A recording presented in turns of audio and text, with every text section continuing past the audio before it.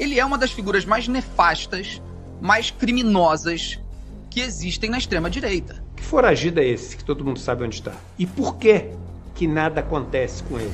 Peça-chave do chamado gabinete do ódio, insuflar atos antidemocráticos, pedir intervenção militar e pregar o fechamento do Supremo são apenas alguns dos crimes pelos quais esse Alain é investigado. Parem de obedecer a esse tirano de merda!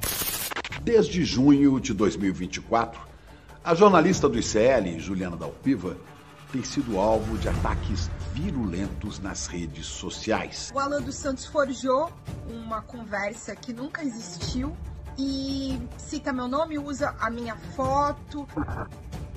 Todo mundo sabe que é falso, uma mensagem que colocou a vida da Juliana Dalpiva em risco, uma mensagem que atingiu milhões de pessoas, uma mensagem que até hoje repercute na segurança da Juliana Dalpiva.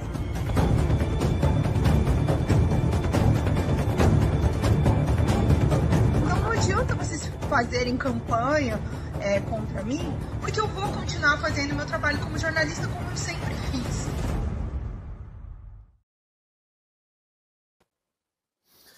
Oi, pessoal, bom dia para vocês. Agora são 7h02. Quero saudar aqui a chegada de vocês que estão vindo devagarzinho, começando esse dia. Estou aqui mais uma vez no lugar do Demore, que está em trânsito para o Rio Grande do Sul. Não conseguiu chegar em tempo. Estou eu aqui apresentando o programa no lugar dele, coisa que eu adoro fazer, porque a gente já começa o dia com muita energia, né? Aliás, um dia que começa com calorão aí pelo Brasil. Uma onda de calor que vai do sul do Amazonas até a divisa de Minas com São Paulo e Rio de Janeiro, com alertas severos aí do Instituto Nacional de Meteorologia sobre temperaturas que podem ficar 4 a 5 graus acima da média. Eu vou pedir para o meu amigo Gabriel. Aliás, bom dia, Gabriel, bom dia para você também. E bom dia para vocês todos que estão chegando aí para colocar na nossa tela. Vocês estão vendo aí o site do Instituto Nacional de Meteorologia e podem ver aí, olha, que... Vou até tirar esse alerta daqui. A onda de calor vai aqui, olha, do sul do Amazonas, norte do Mato Grosso, desce aqui por dentro do estado do Mato Grosso, alcança o sul de Goiás, Triângulo Mineiro. Nessas regiões aqui, nós vamos ver aqui o que diz o alerta do Instituto Nacional de Meteorologia. Deixa eu dividir a tela com vocês aqui desse alerta, porque é o seguinte, calorão mesmo. Enquanto isso, no sul do país tem alerta ao contrário, alerta de frio, lá de queda da temperatura, né? Mas vamos aqui colocar aqui o alerta do Instituto Nacional de Meteorologia.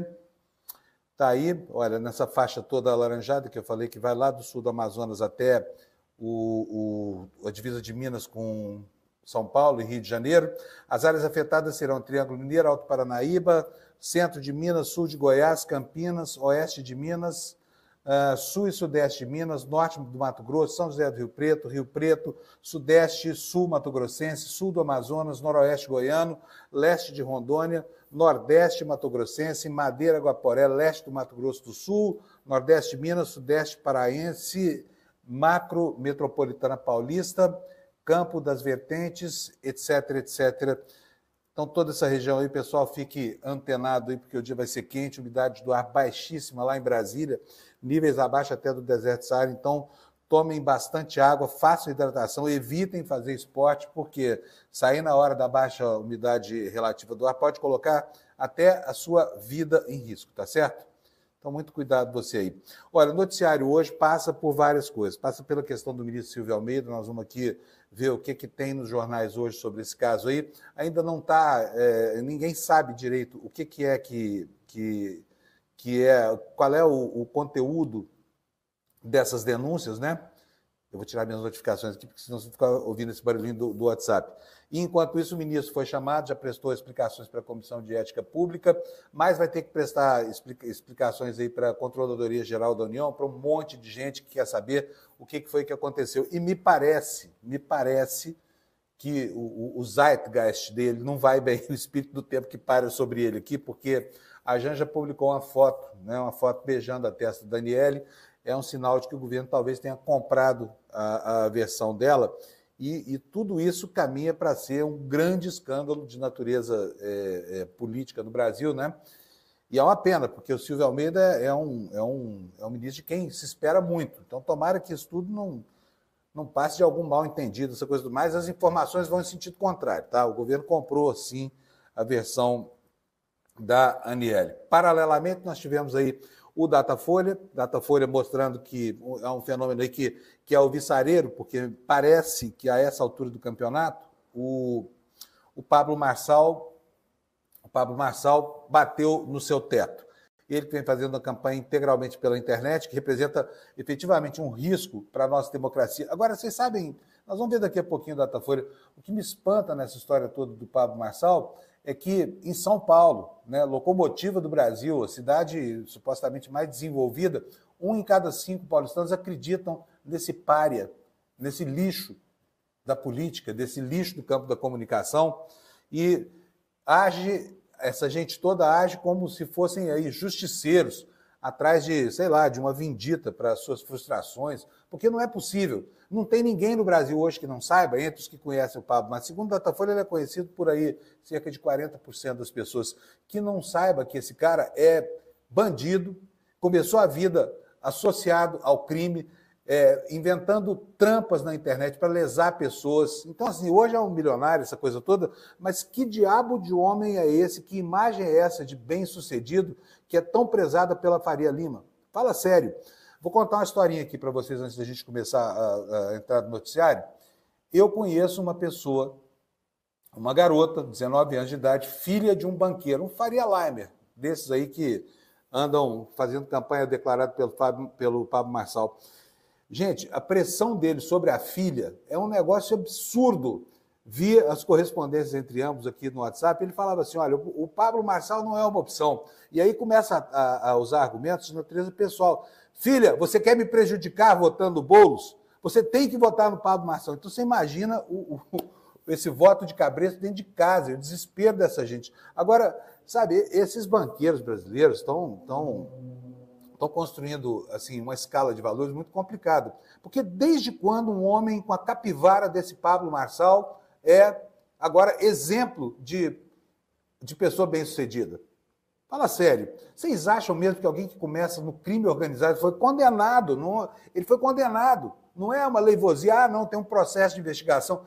Não, ele foi condenado. Ele só não purgou cadeia porque prescreveu. No Brasil é assim, a lerdeza da justiça faz com que bandidos como esse Pablo Marçal acabem não purgando a cadeia que mereceriam, porque foi condenado a 4 anos. E hoje ele pousa aí de bacana, de bem-sucedido, um homem de milhões e milhões e milhões. Olha, tomara que o eleitor paulistano tenha juízo na cabeça, porque esse cara é um atentado contra a democracia. Tá? Não dá para dizer que ele é pior do que o bolsonarismo, porque o bolsonarismo já é o pior em si. O bolsonarismo já é a caquistocracia em si. Né? Agora se dividiu, porque no lixo tem o lixo de direita e o lixo mais à esquerda. E o Bolsonaro agora se sente como se fosse, sei lá, um militante da esquerda da direita. Mas, enfim, vamos tocar aqui o noticiário. Eu vou dividir com vocês aqui ainda uma notícia sobre a meteorologia. Por quê? Porque, gente, está chegando ao nível crítico, o nível dos rios da Amazônia. Quem conhece a Amazônia acha que nunca ouviria falar isso. O Rio Madeira, o Rio Solimões, está tudo baixo, nas calhas norte e sul. E nós vamos ver essa notícia aqui, porque eu selecionei para vocês. Então, eu vou dividir a tela aqui para que a gente possa entender o que está acontecendo por lá. Espera aí, só um minutinho que eu estou me atrapalhando aqui com a operação. Vou compartilhar para vocês aqui uma página com uma matéria do jornal O Globo, para vocês verem qual é a situação. Olha aí, olha. Com os 10 maiores rios do Brasil, todos os 10 maiores rios do Brasil abaixo do nível médio, o abastecimento de água começa a ser afetado. A situação é classificada como crítica na Amazônia e no Pantanal e severa no Cerrado, sobre o qual eu vou falar daqui a pouco. O que diz a notícia do Globo? A seca transformou em poeira a abundância de água no Brasil. Os 10 maiores rios estão abaixo do nível médio esperado para a estação, que normalmente já é de estiagem e tem a menor cota do ano. A situação é crítica na Amazônia e no Pantanal e severa no Cerrado, mas todos os biomas estão com seus maiores rios abaixo da faixa de normalidade, mostra o Serviço Geológico do Brasil, SGB. E todas as regiões, inclusive o sul, onde tem chovido mais, são afetadas em diferentes graus de intensidade. O Sudeste já tem alguns dos seus principais reservatórios na faixa de atenção, que indica níveis abaixo de 60%. né, na calha do rio, afirma Adriana Quartas, especialista em recursos hídricos do Centro Nacional de Monitoramento e Alertas de Desastres Naturais, o CEMADEM. Chamam a atenção Três Marias, que está com 54% da sua capacidade, Furnas, 48%, Marimbondo, 47%. A Cantareira, que é fundamental para o abastecimento de São Paulo, está na mesma faixa de atenção, com 57% da sua capacidade. No sul, a Bacia do Paraná está também na mesma faixa. A hidrelétrica de Itaipu está com 6 mil metros cúbicos por segundo de vazão afluente, que é a quantidade de água que entra no reservatório, que equivale a pouco mais de metade da média, que é de 11.663 metros cúbicos. E o Rio Paraná, assim como Tocantins e São Francisco, tem o seu fluxo regularizado por causa das hidrelétricas, né, que guardam estoque de água. Ainda assim, esses rios têm trechos afetados pela baixa vazão. E aqui diz o jornal o Globo, futuro preocupa. O que mais preocupa, segundo Quartas, não é somente a situação agora, mas o cenário até o fim de 2024 e início de 2025. A previsão do CEMADEM e de outras instituições é de atraso na estação das chuvas abaixo da média e temperaturas elevadas que aumentam a evaporação e acentuam a seca. Nas regiões mais secas do centro-oeste, Pantanal incluído, e norte, a chuva só deve chegar no melhor cenário no fim de outubro. Portanto, ainda temos um longo caminho pela frente. E, em alguns lugares do país, essa situação começa já a repercutir politicamente. É o caso de Uberaba, uma cidade que é abastecida por um único rio, chama Rio Uberaba. Lá já está começando a faltar água, e como os prefeitos dos últimos 10 anos não tomaram nenhuma providência para melhorar o abastecimento de água da cidade, agora há o risco generalizado de desabastecimento, que já começa a preocupar a população. E aí o eixo da campanha eleitoral vai acabar passando por essas questões aí do abastecimento, tá bom? Vamos dar andamento aqui, vamos dar sequência no noticiário? Vamos falar um pouquinho do Datafolha agora, porque saiu ontem o Datafolha, está quente o noticiário. Eu vou compartilhar aqui com vocês as informações aqui, principalmente do jornal Folha de São Paulo, que é por lá, né? São almas gêmeas, o Datafolha e a Folha de São Paulo. E vou pedir para o Gabriel colocar na tela para mim, por favor, Gabriel. Pode colocar, que já está compartilhado. Então, a informação é essa aí que você está vendo na sua tela. São Paulo tem a disputa mais acirrada desde a redemocratização, com um empate triplo entre Boulos, Marçal e Nunes. Mas calma, tá? Não precisa ficar assustado, não, porque, ao que tudo indica, né, o Pablo Marçal, que vem fazendo uma campanha de outsider pela internet, bateu no topo da sua possibilidade de crescimento. Tomara que seja isso. Mas vamos ler o noticiário. O que diz essa notícia? Nenhum dos líderes variou nas últimas 2 semanas para além da margem de erro, que é estimada em 3 pontos percentuais para mais ou para menos. Nova pesquisa do Datafolha revela a persistência de um tríplice empate na liderança da corrida eleitoral em São Paulo, que registra a sua disputa mais acirrada desde a redemocratização. Guilherme Boulos está numericamente à frente, mas é um tiquinho só, né? 23% das intenções de voto, seguido de perto pelo Pablo Marçal e pelo Ricardo Nunes, que tem 22%. Portanto, dentro da margem de erro, a gente não sabe o que de fato está acontecendo aí. Vocês sabem que na eleição basta um voto para mudar o resultado, né? Essa é a primeira vez que em quase 4 décadas que a maior cidade do país chega a 1 mês do pleito com 3 candidatos tecnicamente empatados na dianteira. Há 4 anos, por exemplo, a diferença entre Celso Russomano do Republicanos, aquele que o pessoal chamava de cavalo paraguaio, e o terceiro colocado, Boulos, chegava a 15 pontos nesta altura do campeonato.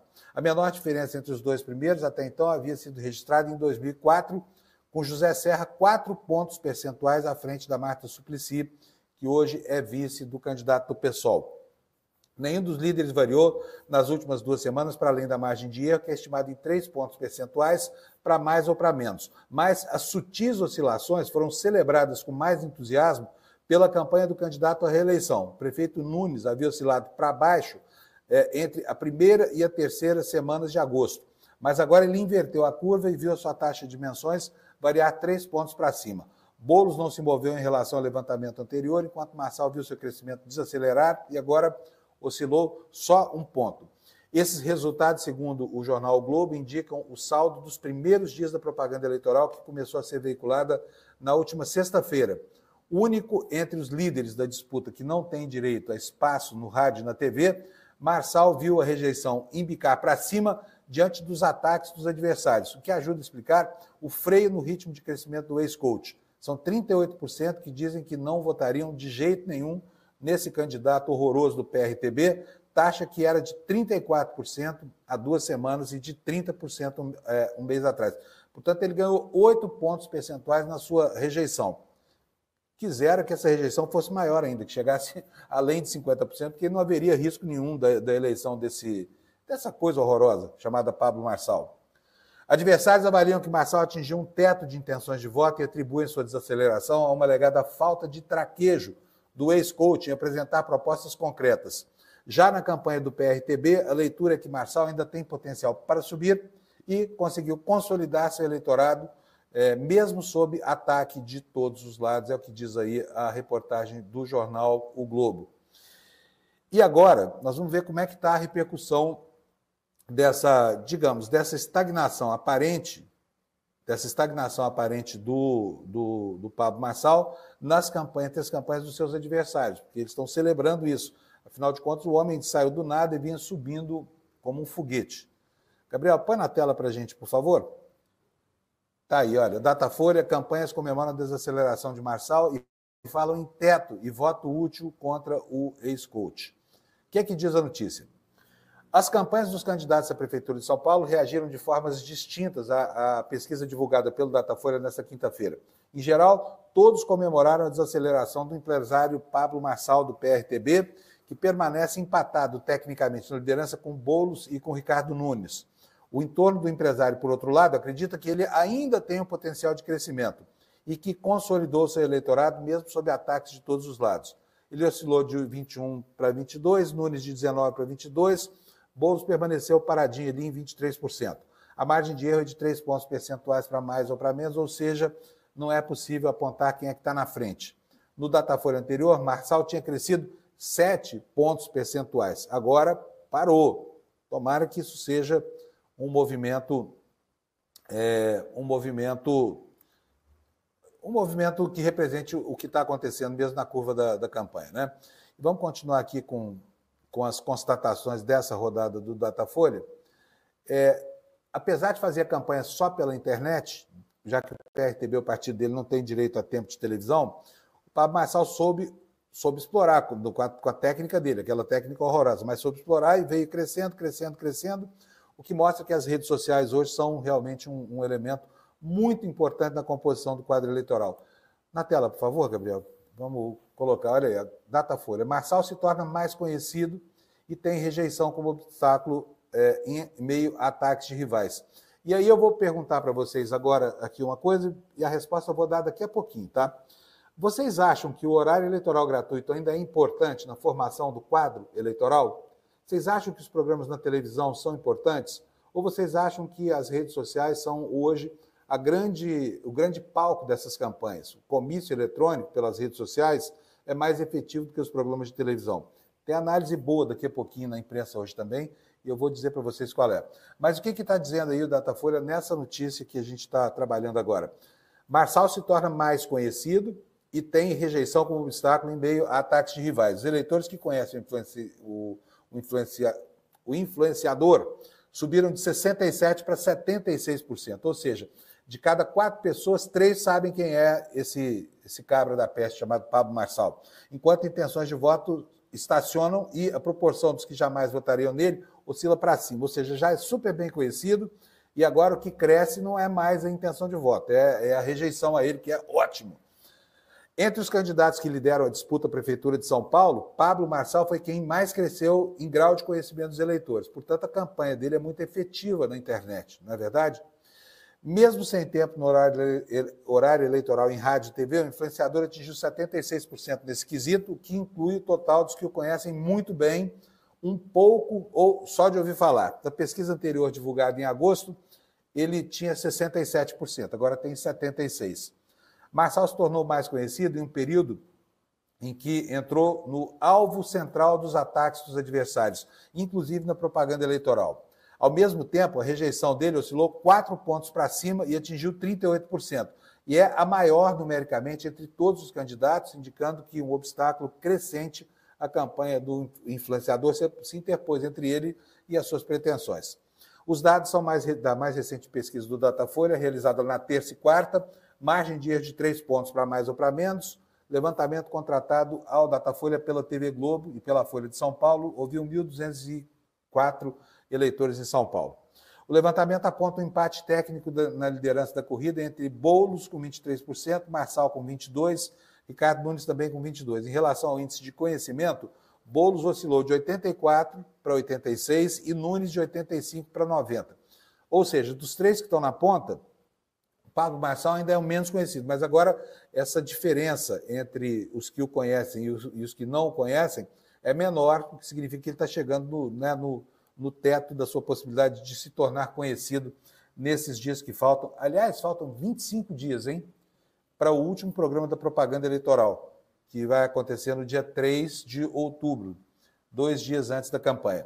E aqui embaixo, olha, a matéria da Folha de São Paulo traz um gráfico sobre a maneira como o público acha que conhece os seus candidatos. O Datena, do PSDB, é muito conhecido por 48% dos eleitores. Ele é o mais conhecido. Em seguida vem o Ricardo Nunes e o Boulos com o mesmo perfil, 39%, e aí aparece o Pablo Marçal, para quem 28% dos eleitores dizem que conhecem bem. Conhecem um pouco. Quem é que conhece um pouco os candidatos? O Datena é um pouco conhecido, de 31%, o Ricardo Nunes a mesma coisa, o Boulos é menos um pouco conhecido, de 25%, e o Pablo Marçal, 23%. Aqui, o Pablo Marçal se aproxima muito do Boulos, né? Conhece só de ouvir falar. Vamos mudar aqui o gráfico, olha só, o Datena, só ouviram falar dele alguma coisa, 19% da população, Ricardo Nunes, 20%, o Boulos, 23%, e o Pablo Marçal, 25%. E vamos ver quais são os menos conhecidos entre todos. Vou esperar aqui mudar a minha página. Está aqui, olha. Os menos conhecidos entre todos são esses aqui de baixo, obviamente, né? João Pimenta, Bebeto Haddad, a Marina Helena. A Tabata Amaral aparece como desconhecida para 33% do eleitorado. Pablo Marçal para 24%, Boulos para 14% e o Ricardo Nunes para 10%. Fico aqui me perguntando, né, como é que pode alguém não conhecer o prefeito de São Paulo ou o seu principal adversário, que é o Boulos, ou ainda a Tabata Amaral, que tem se empenhado em fazer uma campanha de denúncia, né, uma campanha em que ela aparece enfaticamente denunciando os seus adversários.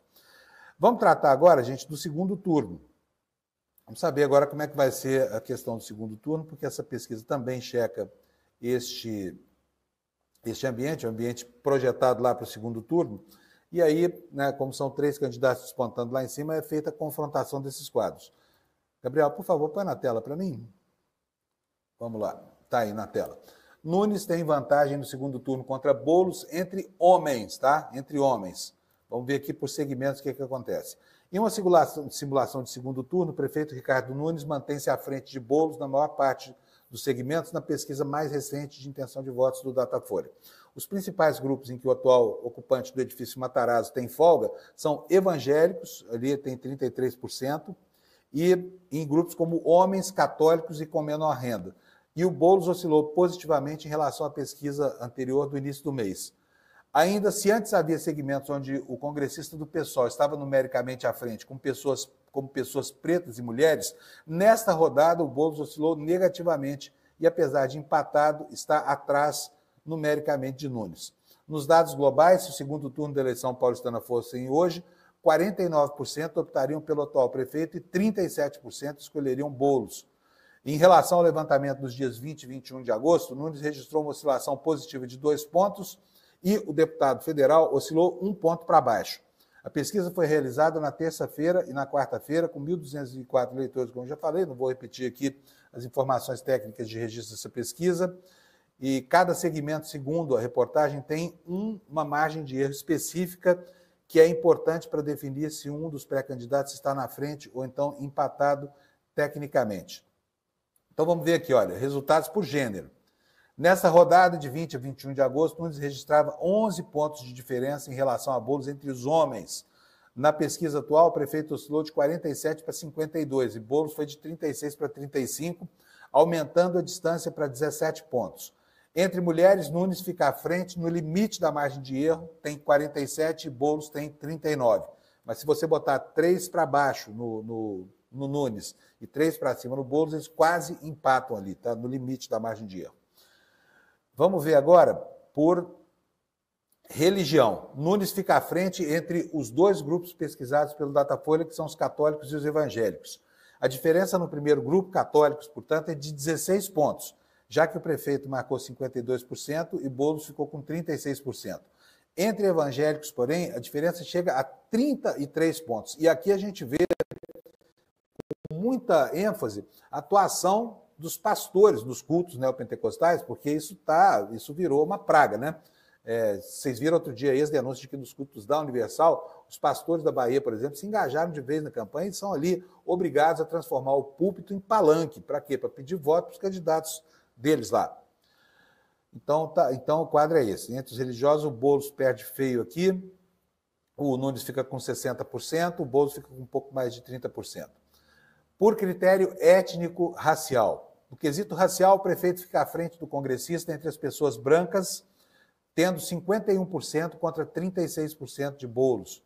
A margem de erro para o grupo é de 4 pontos percentuais para mais ou para menos. Entre os que se declaram pardos, o prefeito tem agora 18 pontos à frente contra 13 na rodada anterior. Ele lidera por 52-34 com uma margem de 5 pontos. E entre as pessoas pretas, o Boulos tem 50% e o Nunes 37%. Empate técnico na margem, que aqui, olha, a margem de erro aqui é de 7 pontos percentuais, tá?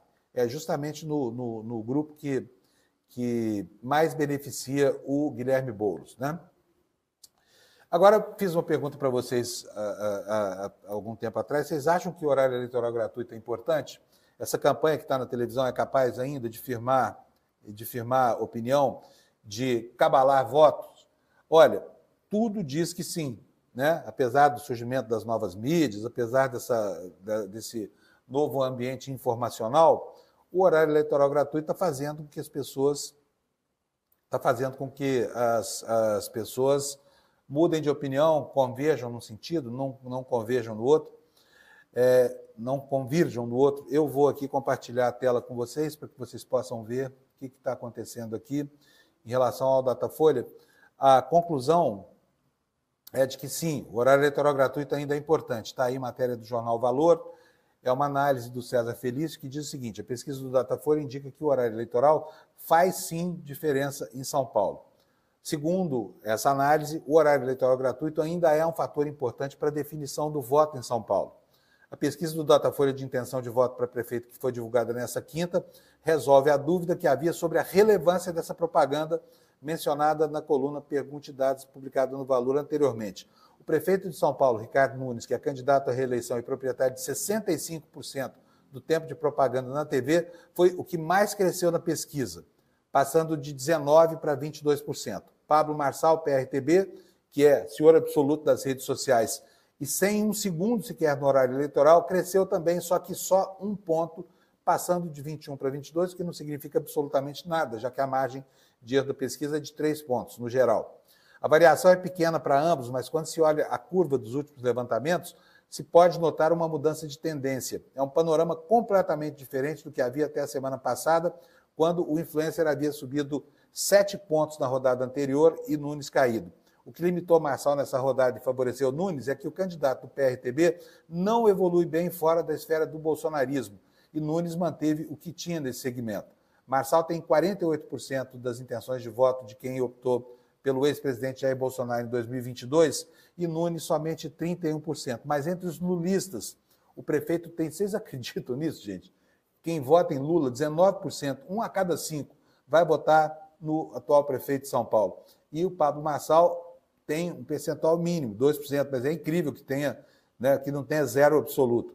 O MDBista está aliado ao PL, exibe o vice Ricardo Melo Araújo, coronel da Rota, tem como estrela do seu programa de TV o governador Tarcísio Freitas do Republicanos. Ainda assim, uma parte do seu eleitorado, não pouco importante, está fora da órbita bolsonarista. E Marçal é direita pura, que segundo essa análise. Então, está aí. O impressionante é que muitas das campanhas, hoje, em curso no Brasil, são feitas por políticos habituados àquele esquema anterior, em que o horário eleitoral gratuito tinha 40 minutos, e todo o esforço da campanha se dava sobre a televisão. E hoje não é mais assim. Vocês podem ver, né, Bolsonaro é produto já, 2018, produto da internet. Nasceu ali na internet. Mas o Bolsonaro teve um episódio que gerou muita mídia para ele, que foi o episódio da facada. Então, ele, embora não tivesse espaço muito grande da propaganda eleitoral gratuita, ele ainda assim teve uma grande exposição com a mídia espontânea, e isso favoreceu. Mas não é o caso do Pablo Marçal. Pablo Marçal aparece muito mal em praticamente toda a cobertura jornalística, simplesmente porque ele é um ser repugnante, né? E as aleivosias, as mentiras, essa coisa toda, mereceram ataques diretos de praticamente todos os seus competidores, o que é bom. Bom, por falar em Pablo Marçal, a última coisa, vocês sabem que ele está indo para El Salvador encontrar o Bukele, gente. Né, a direita mundial está assanhada, né? Na Argentina, aqui no Brasil, enfim. Deixa eu colocar aqui na tela para vocês a notícia, para vocês poderem acompanhar aí depois e trocar ideia aí com a sua galera. Eu fico impressionado de ver assim como eles se organizam, né?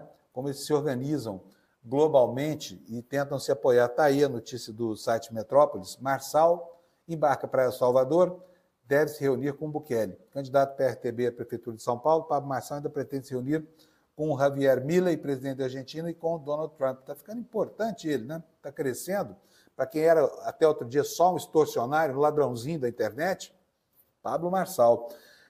Candidato à Prefeitura de São Paulo, Pablo Marçal deu início nesta quinta a uma sequência de agendas internacionais. Durante a manhã embarcou para El Salvador, para São Salvador, em El Salvador, onde vai se reunir com Nayib Bukele.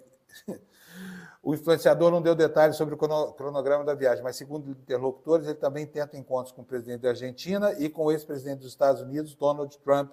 As reuniões ainda não foram confirmadas. Nos últimos dias, Marçal tem dito que pretende internacionalizar a campanha, conversando com lideranças internacionais. Nesta quarta, em um restaurante no Tatuapé, na zona leste de São Paulo, anunciou que faria uma agenda internacional sem dar muitos detalhes. Olha a cara do sujeito, gente. Vê se isso é compostura de político, pelo amor de Deus. Diz ele aqui, abre aspas, vou fazer uma agenda internacional agora. Eu não vou ver vocês diariamente nos próximos dias, mas eu me proponho a abrir uma videochamada para vocês me entrevistarem todos os dias, se vocês tiverem interesse. A assessoria de imprensa de Pablo Marçal se limitou a anunciar que ele não teria agenda nesta quinta-feira. Está lá o Pablo Marçal indo buscar apoio em El Salvador. Para lá não tem problema, que ele, o Zangari, e nos deixe em paz por aqui. Pode tirar para mim, por favor, Gabriel? Eu já vou para a próxima notícia aqui. Ainda estamos falando de eleições. Deixa eu ver qual vai ser meu próximo destaque aqui. Nós vamos falar agora sobre o comportamento do Bolsonaro. Bolsonaro está aí, né? Perdidão. Não quer desembarcar, não quer entrar com os dois pés na campanha do Ricardo Nunes, porque não quer perder a chance de apoiar o Pablo Marçal caso o Ricardo Nunes se inviabilize nesse esquema aí. Então ele está aí dizendo, olha, é muito cedo para entrar massivamente na campanha do Nunes. Será que é uma entrada massiva, hein, gente? Vocês sabem me dizer o que é isso? Como é que alguém entra massivamente numa campanha? Será que entra com a pizza, com o espaguete? Ex-presidente também nega que tenha dito a Tarcísio que apoio ao prefeito de São Paulo prejudicaria a imagem do governador. Vamos ver do que trata essa matéria.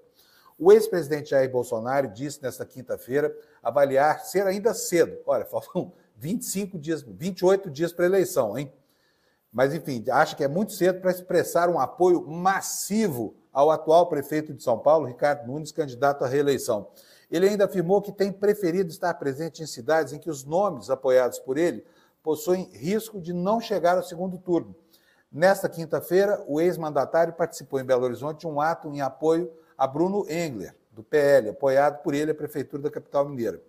Abre aspas, me dou bem com o governador Tarcísio, vou a São Paulo amanhã hoje, no caso, né? Esse apoio mais explícito não parte de mim. Ponto final, certo? Está muito cedo ainda para você investir, no meu entender, para eu entrar massivamente na campanha dele. Pode ser que tenha que esperar um pouco mais, afirmou Bolsonaro em entrevista a jornalistas. Então está aí o Jair Messias Bolsonaro, né, fazendo... Pode tirar da tela, por favor, Gabriel? Eu vou colocar a próxima aqui, porque nós vamos começar a falar do Silvio Almeida. Que situação, hein, gente? Estou aqui para entender essa história, sabe? Se isso for verdade mesmo, ficar comprovado, isso vai ser uma grande decepção, porque as fichas que todo mundo apostava né, no Silvio Almeida eram muito valiosas dele se esperava uma atuação no sentido contrário. Afinal de contas, o ministro, o secretário dos Direitos Humanos tem toda a atenção sobre si. Até acho que ele foi muito tímido nesse governo. Mas, enfim, a situação dele não está boa, tá? Não está boa, porque, enfim, entrou a Janja. Pode botar, Gabriel, pode botar. Olha, o governo está chamando ele a dar explicações. Vou ler rapidinho aqui para vocês. Daqui a pouquinho nós vamos ouvir todo o depoimento dele, tá? Ele gravou um vídeo ontem se explicando aqui. Estava realmente, me pareceu, assim, bastante preocupado e triste, inclusive. E, enfim, daqui a pouquinho a gente vê. Essa matéria da Folha afirma que o ministro vai ter que dar explicações sobre as acusações de assédio. Vamos ver do que trata isso.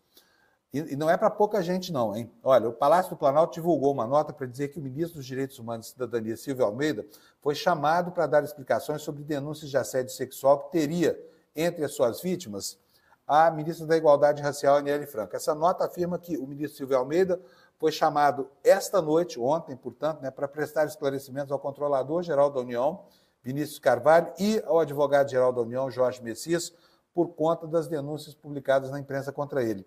O próprio ministro Silvio informou que irá encaminhar um ofício à CGU, ao Ministério da Justiça e à Procuradoria-Geral da República para que investiguem o caso. A Comissão de Ética da Presidência da República decidiu abrir de ofício um procedimento de apuração. O governo federal reconhece a gravidade das denúncias. O caso está sendo tratado com o rigor e a celeridade que situações que envolvem possíveis violências contra a mulher exigem. O que é ótimo. Tem que tratar com rigor mesmo.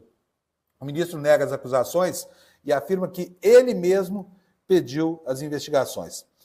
Pode tirar para mim, por favor, Gabriel, que eu vou colocar aqui agora o depoimento dele. Aliás, cadê o vídeo? O vídeo sumiu daqui.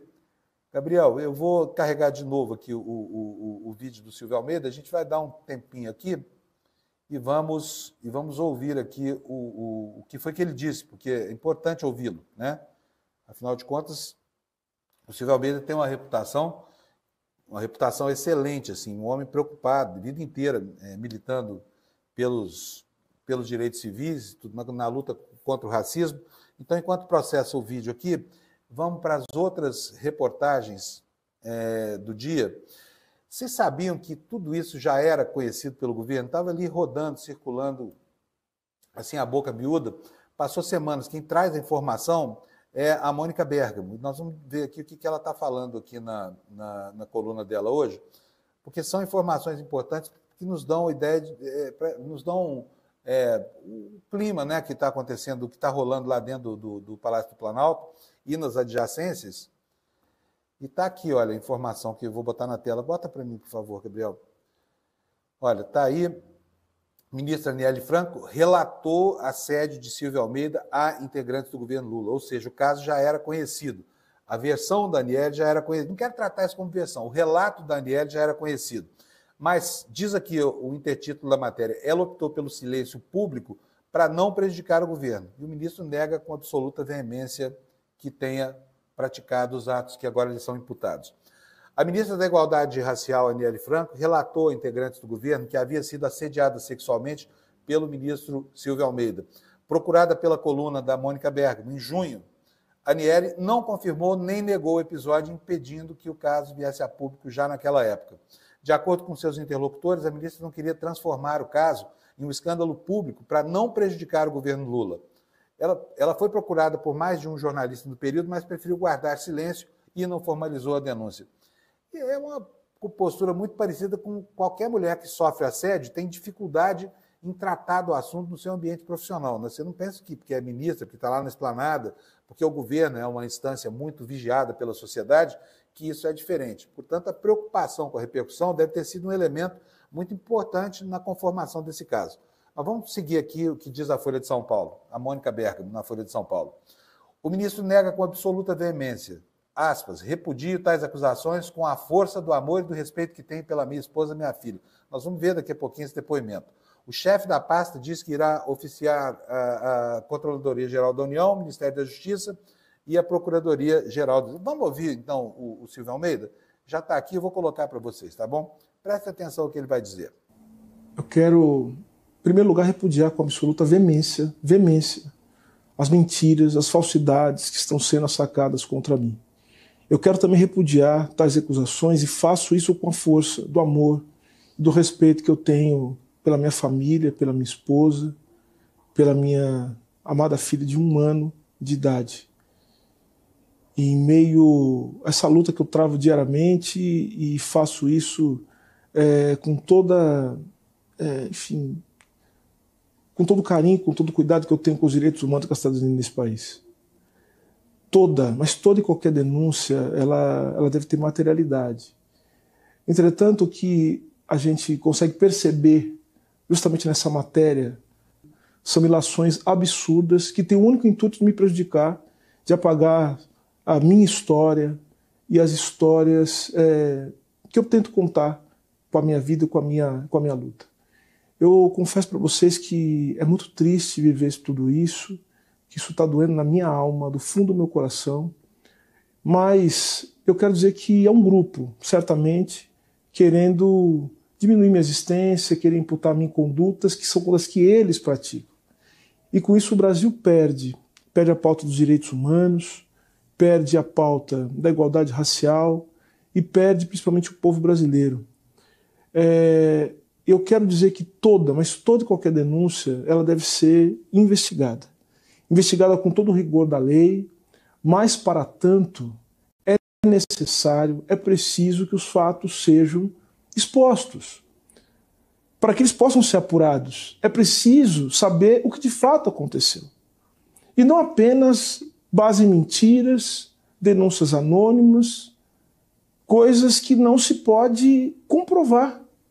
Por isso eu estou encaminhando ofícios para a Controladoria-Geral da União, para o Ministério da Justiça e Segurança Pública e para a Procuradoria-Geral da República para que haja uma investigação dos fatos, uma apuração séria dos fatos, cuidadosa, para que nenhuma dúvida reste sobre tudo o que pode ter acontecido e tudo o que não aconteceu. Eu quero dizer que falsas acusações são crimes tipificados no Código Penal, tem o nome de denunciação caluniosa, além do que existem os crimes de calúnia, injúria e difamação. Eu não vou transigir com a minha honra. E de acordo com movimentos recentes, fica evidente que há uma campanha muito bem orquestrada para afetar a minha imagem enquanto homem negro, enquanto defensor dos direitos humanos, e que tem uma posição de destaque no poder público. Mas eu quero dizer para essas pessoas que elas não vão ter sucesso e que eu vou enfrentá-las a todo custo. Vocês têm um caráter vil, baixo. Vocês são comprometidos com o atraso, com a mentira. E vocês têm tentado o tempo todo silenciar a voz do povo brasileiro, independentemente de visões políticas ou partidárias. E eu vou dizer uma coisa, eu não vou me calar diante de vocês. Eu não vou me calar diante de denúncias. Em nome da minha filha, em nome da minha esposa, em nome da minha família, em nome das pessoas que confiam em mim. Eu quero dizer o seguinte, haverá a revelação da verdade e eu vou sempre lutar pela emancipação dos direitos das mulheres, das minorias e vou continuar lutando pelo futuro dessas pessoas. Falsos defensores do povo, pessoas que acolhem denúncias falsas por interesses pessoais, querem tirar a memória do povo, querem apagar a história das pessoas e querem, portanto, comprometer o futuro da luta pelos direitos humanos. E eu não vou deixar que isso aconteça. Mas não é tão simples assim. Porque essas pessoas a que ele está se referindo também são pessoas vinculadas à luta contra o racismo. Estou falando de Aniele Franco. Então, esse grupo que ele aponta, mas não nomina, não diz quem é, não é um grupo qualquer de fofoqueiros, essa coisa toda. A denúncia está muito sólida, preciso lembrar disso aqui. E parece que o Palácio do Planalto inequivocamente comprou a versão da Aniele, tá? Que, aliás, não confirma nem desmente nada, que é sinal de que ela confirma com seu silêncio, porque se não fosse verdade, ela já teria desmentido, vocês concordam? E agora entrou a Janja na parada. A Janja, que é feminista de carteirinha, que não vai permitir que um caso de assédio seja tratado como se fosse uma intriga política, porque é um caso de assédio. É muito mais grave do que qualquer intriga política. Pode até ser usado para o jogo político, né? E eu não estou aqui condenando ninguém, tá? Eu só estou dizendo para vocês que esse caso é muito grave e que merece ser tratado com a devida gravidade. Agora, explicar isso como só produto de intriga política, essa coisa toda, para mim, sinceramente, é muito pouco, sabe? Até porque não há muitas diferenças aí, enfim, guardadas as devidas proporções de qualidade cívica e moral e tudo mais entre uns e outros, tá? Vamos ver o que aconteceu lá dentro do Palácio do Planalto, que eu estou dizendo que a situação dele não está boa, acho que isso vai acabar provavelmente com a demissão dele, porque a posição já está aí, ó, está tomada. Janja publica foto com a Aniele em meio à acusação de assédio contra o ministro. Antes de mais nada, vamos ver a foto, tá?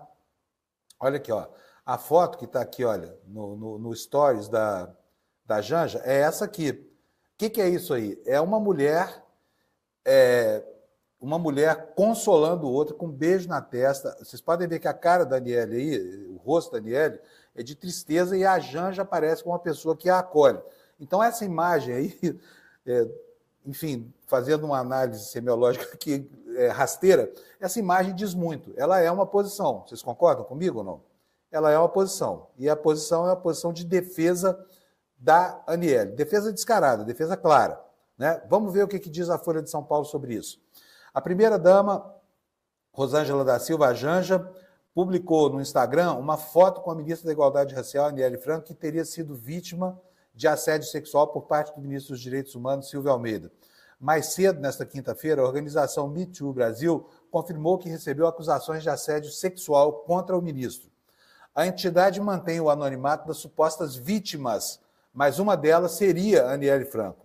O caso foi divulgado primeiro pelo portal Metrópolis. A Folha confirmou as informações. Almeida divulgou uma nota e um vídeo que nós acabamos de ver negando as acusações.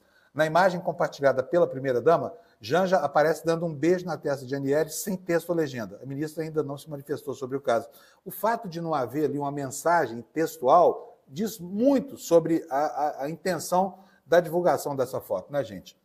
O governo Lula informou na noite desta quinta-feira que reconhece a gravidade das denúncias de assédio sexual contra Almeida, que foi chamada a prestar esclarecimentos para a AGU, Advocacia Geral da União, e para a CGU. A Comissão de Ética Pública da Presidência da República também decidiu abrir um procedimento para apurar as acusações contra o ministro. Ou seja, situação dificílima a do Silvio Almeida. Acho que isso acaba em demissão rapidamente. Aguardem, vocês vão ver.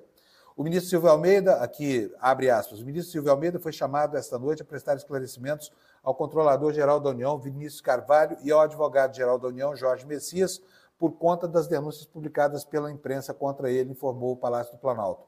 O texto ainda acrescenta que o próprio chefe dos direitos humanos vai encaminhar um ofício à CGU, ao Ministério da Justiça e à PGR, que é a Procuradoria-Geral da República, para que investiguem o caso. A nota afirma que a Comissão de Ética da Presidência decidiu abrir de ofício um procedimento de apuração. Então, são essas as informações sobre o Silvio Almeida. Só que, gente, eu vou falar para vocês, os casos de assédio sexual estão pipocando por aí, tá?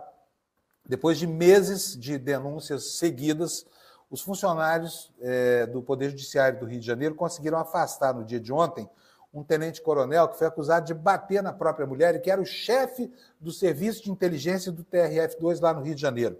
A notícia saiu ontem no dia, era uma notícia que já vinha sendo esperada há muito tempo, porque esse tenente-coronel foi denunciado pela ex-mulher dele, que também é policial, no Fantástico, lá no dia 1º de setembro, e permanecia à frente do Departamento de Segurança de um tribunal, que é um absurdo, né? Então, por favor, bota na tela para mim, Gabriel, a notícia.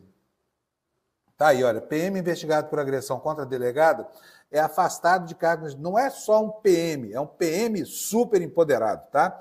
Vou ler para vocês o que é isso. O nome do sujeito é Tenente Coronel Carlos Eduardo Oliveira da Costa. Ele era diretor do Departamento de Segurança Institucional do tal GSI do TRF-2. Tá aqui, olha. O Tribunal, matéria do jornal O Dia, lá no Rio de Janeiro, tá? O Tribunal Regional Federal da 2ª Região anunciou nesta quinta-feira o afastamento por 60 dias do tenente-coronel Carlos Eduardo de Oliveira Costa, diretor do Departamento de Segurança Institucional. O agente é investigado por agredir a ex-mulher, a delegada Juliana Rodrigues, na ocasião em que ela... Olha que absurdo. A mulher era agredida por esse troglodita quando era delegada da mulher. Pode uma coisa dessa? Que absurdo. Após, sabe, ministro de Direitos Humanos sendo acusado de assediar sexualmente, enfim, o marido da delegada... O que é isso? Gente, quanto mais mecanismos de defesa institucional da mulher, Pior são os casos que a gente tem conhecimento, não é não? Enfim, tá aí, tá registrado aí esse troglodita, finalmente deixou o cargo que tinha lá no TRF2. Foram quase 2 meses de luta das mulheres do Sindicato dos Servidores da Justiça Federal do Rio de Janeiro para afastar esse sujeito e não rolava. Ele permanecia ali. Como é que pode uma coisa dessa? Dentro de um tribunal, gente, que existe justamente para condenar gente que tem esse tipo de comportamento, né? Olha, já são 7h51, eu não vou dar conta de ler todo o noticiário que eu tinha separado para vocês. Ainda nessa seara, essa história estranhíssima dessa atriz, que o Gabriel vai colocar na tela para a gente aí agora, a atriz, a Maide Mal, né, foi encontrada totalmente espancada num quarto de hotel na Vila Mariana, em São Paulo, e ninguém sabe o que aconteceu com ela. Ela simplesmente desapareceu. A família diz que ela, enfim, andava com depressão, sei lá o que, depois da Covid, mas ela foi encontrada cheia de hematomas. Isso não é automutilação nem nada disso. Portanto, ela foi agredida, né? E até agora não se tem informações, porque não se sabe ainda do telefone celular dela. Enfim, não há pistas ainda, parece, para o deslindar desse caso aí. E vamos falar rapidamente aqui também sobre o caso das Beth, sobre aquela Deolane. Aliás, eu nem sabia que existia essa mulher até ela ser presa outro dia, porque essas coisas acontecem num circuito da internet que a gente, quando não está dentro da bolha, a gente não conhece, né? Mas, enfim, está um rolo danado com essa tal Deolane, e esse rolo desvela a atuação dessas Bets, sabe? Essas Bets que estão no centro das atenções aqui do próprio ICL. Vocês aguardem, porque logo vai ter um especial sobre essas empresas no Brasil. E tá aí, olha, presa por envolvimento com Bet, Deolane foi processada por seguidora, perdeu mais de 300 mil reais em apostas. Vou falar rapidamente sobre isso aqui, porque não dá mais tempo de entrar nos detalhes. Olha, ela tem mais de 300 processos no país como ré, movidos por gente, foi enganado por ela. Essa advogada que se gaba de ganhar 1,5 milhão por mês de salário, mas, enfim, com movimentação na conta dela super suspeita. E aqui fica para mim a pergunta: o país vai mesmo autorizar que essas empresas, que são, na verdade, extorsionárias, que alimentam o vício de pessoas vulneráveis, continuem explorando a boa-fé dessa gente, com jogos que são de cartas marcadas para que as pessoas percam? Porque não há nenhuma perspectiva de vitória, por exemplo, com esse jogo do Tigrinho. É o jogo feito para que as pessoas percam mesmo. O objetivo é esse, a máquina lá, o cérebro que está por trás dela, o programa, o software, o algoritmo, como queira, é feito justamente para tirar até a lingerie do corpo da pessoa, entenderam? E nós estamos aqui nesse ambiente de tolerância com essa história dessas empresas de bet, né? Faltou falar sobre política. Lá em Brasília continua todo o clima de guerra na escolha do sucessor do Arthur Lira, com milhões de especulações. Agora já tem aqui um movimento, porque o Lula parece que realmente refluiu e passa a apoiar o Hugo Marques do Republicanos, e isso acabou criando uma grande marola lá em Brasília. Vamos ver o que diz aqui a reportagem do Valor. PSD e União Brasil articulam estratégia para enfrentar o Hugo Mota na eleição da presidência da Câmara. O objetivo imediato é neutralizar movimentações de Lula e atrasar o anúncio de Lira sobre quem ele pretende como sucessor. Diz a notícia: para superar o baque causado pela entrada de Hugo Mota do Republicanos na corrida pelo comando da Câmara, dirigentes e políticos do PSD e do União Brasil tiveram, na quarta-feira, um encontro para iniciar negociações por uma composição futura para a eleição de fevereiro de 2025. Participantes da conversa afirmam que tudo ainda é embrionário e que o martelo só deve ser batido caso o plano vá adiante nos próximos meses. A articulação tem como objetivo neutralizar movimentações sobre Lula. E temos aí no nosso foco também a questão do Twitter. Hoje não deu tempo para falar sobre isso, mas pode tirar, por favor, Gabriel, que eu já vou colocar mais uma página aqui para ver se eu consigo abordar esse assunto também. Nós temos mais 3 minutinhos e eu vou parar essa tela aqui e já logo colocar outra. Vamos, computador, ande rápido. Milei de novo criando problema com o governo Lula. Tá? De novo, mais uma vez, tá aí, olha, o governo Lula considera as declarações de Milei sobre a suspensão do X no Brasil inaceitáveis, dizem fontes. Vou ler para vocês. Crise bilateral poderia escalar. Eu não acredito que o Twitter vai criar uma encrenca diplomática com convocação de diplomatas, rompimento de relações históricas. É inacreditável, né? O pretexto de uma empresa que não sabe se comportar, uma empresa que tira os seus representantes do país, cuja legislação exige que haja alguém para dizer, para responder por ela, né? Então vamos lá. A crise bilateral poderia escalar com resposta do Brasil ao presidente argentino. Fontes defenderam cancelamento de reuniões de alto nível e até mesmo a convocação do embaixador brasileiro em Buenos Aires. Declarações do presidente argentino em um evento de extrema-direita em Buenos Aires citou o aval dado por um tirano à decisão do Supremo Tribunal Federal. Essas declarações foram consideradas inaceitáveis por fontes do governo brasileiro. A resposta à Casa Rosada está sendo analisada no Palácio do Planalto do Itamaraty e as possibilidades são várias. Setores do governo dependem, inclusive, a suspensão de reuniões de alto nível entre os dois países, a convocação do embaixador brasileiro em Buenos Aires, Júlio Bitelli, e um atraso na apresentação das cartas de credenciais do embaixador argentino no Brasil, Daniel Raimondi, entre outras providências, né? E aqui, antes de encerrar, eu vou falar mais um pouquinho sobre algo que está no jornal Página 12, jornal argentino. Vou mostrar aqui para vocês rapidinho, porque meu tempo está acabando. Peraí. Já vou mostrar para vocês aqui. Apresentar, compartilhar tela. E aqui está a notícia. Olha só o que está acontecendo com a popularidade do Milei lá na Argentina. Gabriel, mete bronca aí, por favor. Olha, há 9 meses, depois de 9 meses no governo, a imagem de Milei baixa em um tobogã de quedas constantes, ou seja, está indo para o brejo lá a imagem pública desse sujeito que julgava que iria... Olha como é que está a curva de popularidade dele. Olha, o cara começa o governo com 61% de aprovação popular. Hoje tem 44%. Já perdeu quase 20%. Em compensação, a rejeição a ele subiu de 38% para 55%, ou seja, um crescimento diametralmente oposto de quanto aí? 20 e de 38 para 58 são 20 menos 3, 17 pontos percentuais, tá? Meu tempo acabou. Bom dia para vocês, foi um prazer estar aqui de novo. Quando o Leandro precisar de mim, estarei sempre aqui, porque eu tenho um prazer enorme em falar com vocês aqui nessa hora da manhã, tá bom? Então, olha, um beijão para vocês e até a próxima. Ele é uma das figuras mais nefastas, mais criminosas que existem na extrema-direita. Que foragido é esse que todo mundo sabe onde está? E por que nada acontece com ele? Peça-chave do chamado Gabinete do Ódio, insuflar atos antidemocráticos, pedir intervenção militar e pregar o fechamento do Supremo são apenas alguns dos crimes pelos quais esse Alain é investigado. Parem de obedecer a esse tirano de merda! Desde junho de 2024, a jornalista do ICL, Juliana Dalpiva, tem sido alvo de ataques virulentos nas redes sociais. O Alan dos Santos forjou uma conversa que nunca existiu e cita meu nome, usa a minha foto. Todo mundo sabe que é falso, uma mensagem que colocou a vida da Juliana Dalpiva em risco, uma mensagem que atingiu milhões de pessoas, uma mensagem que até hoje repercute na segurança da Juliana Dalpiva.